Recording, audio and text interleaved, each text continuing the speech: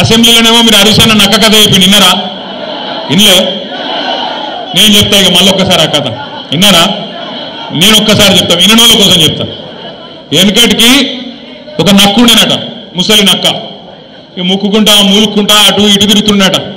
యాడేమన్నా తిండి దొరుకుతుందా, యాడేమన్నా కొద్దిగా పీక్క తిందామా అని చెప్పి ఇక్కడక్కడ చక్కర్లు కొట్టుకుంటే తిరుగుతుండేనట. అయితే ఒక రోజు ఏమైంది, ఆ నక్క అటు మా సిరిసిల్ల పొంటికెళ్ళి నడుచుకుంటూ పోతుందట.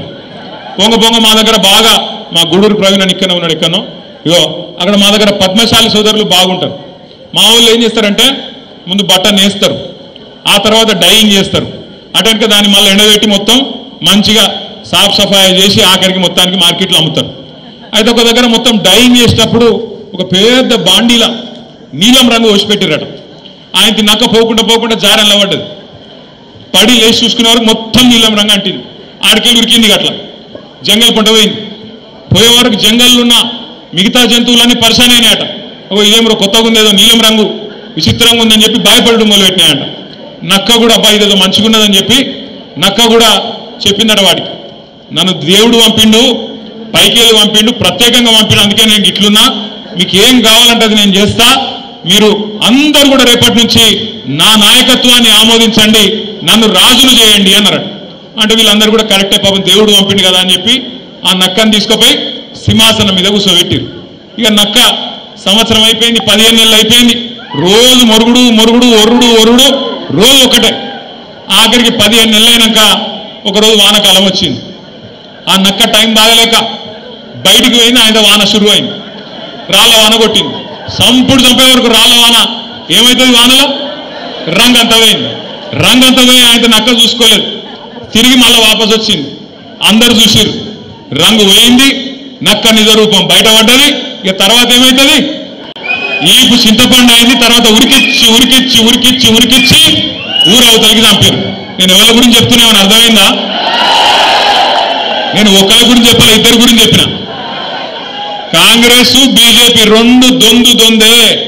ఈళ్ళలో మంచోళ్ళు, ఆలేదో లంగలు కాదు, ఇద్దరు లంగలే. మోడీ గారు ఏం చెప్పింది 2014లో, भाइयों बहनों आप सभी लोग मित्रों आप सभी लोग मुझे वोट दो, मैं जन धन खाता खुलवाऊंगा, आप सबको 15 लाख धन डाल दूंगा. पड़ा 15 लाख పడాలి. కానీ మనకు ఎందుకో కానీ మరి బీజేపీ ఓట్లు అయితే బాగానే గుద్దుతురు. కరీంనగర్లో 15 లాఖ లేదు, 15 రూపాయలు కూడా లేదు, వచ్చింది లేదు, చేసింది లేదు. సంవత్సరానికి 2 కోట్ల ఉద్యోగాలు ఇస్తా అన్నాడు. మరి 11 సంవత్సరాలలో 22 కోట్ల ఉద్యోగాలు ఇవ్వాలి. వచ్చినాయా ఉద్యోగాలు? రాలే. అక్కడ ఆ మోసం, ఇక్కడ 6 గ్యారంటీలు, 420 హామీలు, 420 మాటలు, ఇక్కడ ఈ మోసం. అందుకే నేను చెప్పిన నక్క కథ ఒక కాంగ్రెస్ గురించో రేవంత్ రెడ్డి గురించో కాదు, ఇద్దరి గురించి. కాంగ్రెస్ బీజేపీ ఇద్దరు మోసగాళ్ళే. ఈ మోసం నిన్నయాల చాలైంది కూడా కాదు. భారతీయ జనతా పార్టీ 1998లోనే ఆంధ్రప్రదేశ్ రాష్ట్రంలో ఆనాడు కాకినాడలో ఒక తీర్మానం పెట్టింది వాళ్ళ రాష్ట్ర కమిటీలో. ఒక్క ఓటు వేయండి బీజేపీకి, 2 రాష్ట్రాలు ఇస్తాం, ఒక ఓటు 2 రాష్ట్రాలు అని చెప్పి 1998లోనే కాకినాడలో తీర్మానం చేసింది. మరి ఇచ్చిండ్రా తెలంగాణ 98 తర్వాత? ఇచ్చిండ్రా అయింది? ఇయ్యలే. కాకినాడ తీర్మానం కాకెత్తుకపోయింది. బీజేపీ ఆ రోజు మోసం చేసింది. ఇక కాంగ్రెస్ మోసం అయితే చెప్పే అవసరమే లేదు. మొదటి నుంచి మోసం చేసుకుంటూ వచ్చిన పార్టీ తెలంగాణకు కాంగ్రెస్ పార్టీ.